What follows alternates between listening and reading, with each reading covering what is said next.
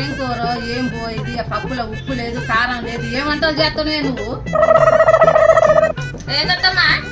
ఏం వంటలు ఏందే? ఉప్పు లేదు, కారం లేదు, సప్పిడి కూరలు చేసి మమ్మల్ని చంపుతావానే?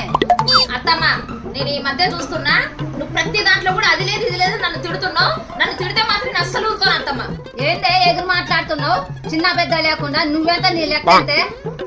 ఆగత్తమ్మా. ఏంది ఎదురు పోయి తలిపేసుకుని అన్న మాటలకి ఏమన్నా అడిగిందా? ఇగో అత్తమ్మా, ఇందాకేం మాట్లాడావు? నువ్వెంత నీ లెక్క అంత అన్నావు కదా. ఇప్పుడే వెయిట్ మిషన్ తీసుకుని వచ్చిన. నేను 70 కేజీలు ఉన్నా. ఇంకొకసారి నువ్వెంత అని అమ్మాకు అత్తమ్మా.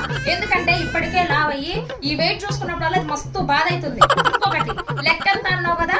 ఇదిగో 100 రూపాయలు ఇచ్చి 33 రకాల సరుకులు చెప్పినావు. ఆ 33 రకాల సరుకులు తీసుకొచ్చేసరికి ఇదిగో 10 రూపాయలు మిగిలినాయి. ఇప్పుడు అర్థమైందా అత్తమ్మా నేనెంత, నా లెక్క ఎంతో?